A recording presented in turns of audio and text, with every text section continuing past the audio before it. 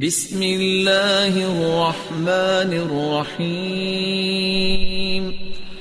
آپ صلی اللہ علیہ وآلہ وسلم نے چونکہ جب ہجرت کی ہے، آپ مدینہ پہنچے ہیں، ریاست مدینہ کا قیام ہوا ہے، تو سب سے پہلا چاند جو طلوع ہوا وہ محرم کا چاند تھا۔ اسی لیے ہجری تاریخ کا آغاز محرم الحرام سے ہوتا ہے۔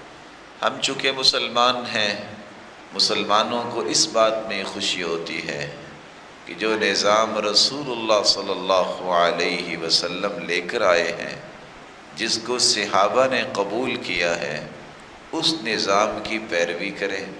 وہ عبادات سے متعلق ہو، وہ معاشرت اور معیشت کے متعلق ہو، ہمیں رسول اللہ صلی اللہ علیہ وسلم کے صحابہ کو اپنے لیے رول ماڈل سمجھنا چاہیے، اور دعا بھی کرنی چاہیے کہ اللہ تعالیٰ قیامت کے دن بھی ان کا ساتھ نصیب فرمائے۔ سب سے پہلے تو ہمیں جو کام کرنا ہے، لوگ خوشیاں مناتے ہیں مغرب اور یورپ اور یہودیوں کی نقالی کرتے ہوئے کہ اسلام میں اس کا کوئی تصور نہیں ہے، تو ہمیں بجائے اس کے کہ یہ خوشی منائیں کہ ایک سال ہم بڑے ہو گئے ہیں، سوچنا چاہیے میری زندگی کا ایک سال اور کم ہو گیا ہے، میری زندگی کی وہ دیوار کی ایک اینٹ اور گر گئی ہے۔ اس لیے سب سے پہلا پیغام محرم کا یہ ہے کہ ہم سب کو اپنے چاہتے نہ چاہتے شعور لا شعوری میں جتنے گناہ ہوئے ہیں، خطائیں ہوئے ہیں، ان کی توبہ کرنی چاہیے۔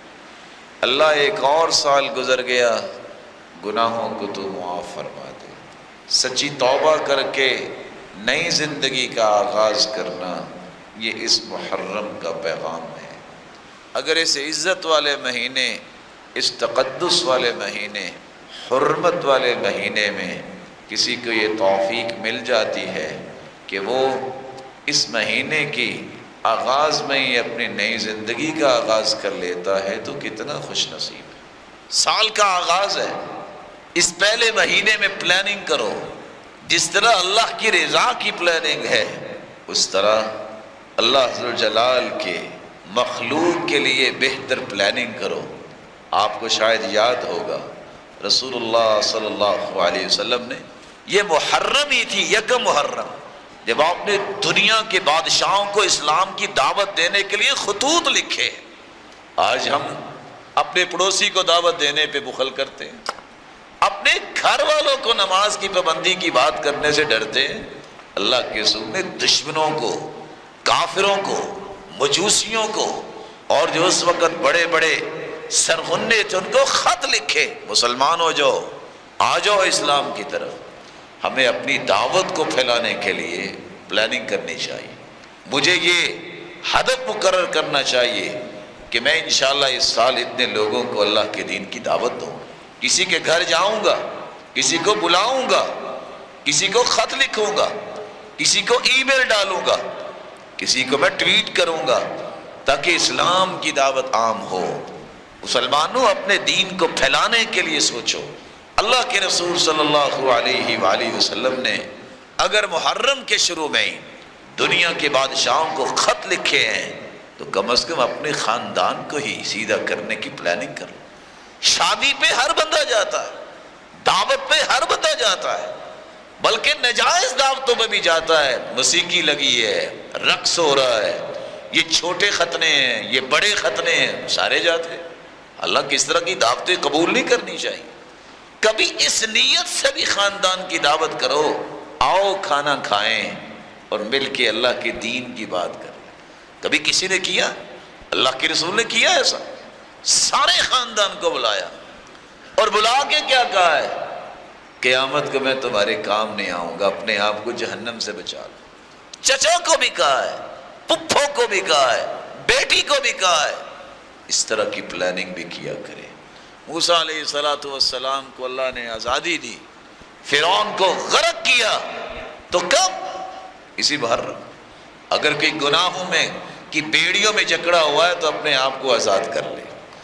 اگر کسی نے ظلم کا پنجہ گاڑا ہوا ہے کسی غریب پہ تو اللہ سے ڈر کے اس محرم میں اپنے پنجے اٹھا لے، وَمَا مِن ظَالِمٍ إِلَّا سَيُبْلَى بِأَظْلَمِهِ۔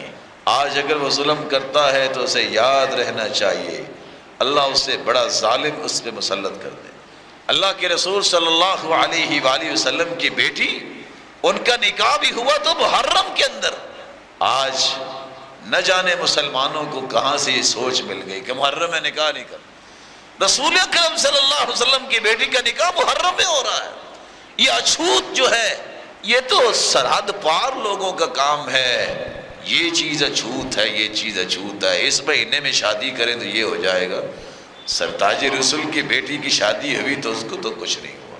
اللہ ذوالجلال سے دعا ہے اللہ ذوالجلال ہم اس مہینے کی قدر کرنے والے بنے۔ اللہ کے رسول زیادہ سے زیادہ روزے رکھا کرتے تھے۔ یہ واحد مہینہ ہے جس کی نسبت اللہ کی طرف کی گئی، شہر اللہ المحرم، یہ حرمت والا مہینہ اللہ کا مہینہ ہے۔ اس میں اللہ سے توبہ کیجئے، 9-10 تاریخ کا روزہ رکھیے، اپنے گناہوں کی معافی مانگیے اور دوبارہ سے اپنے ایمان کو اور اپنے معاشرے کو بلڈ کرنے کی پلاننگز کیجئے۔ اللہ توفیق سے نوازے۔ وآخر دعوانا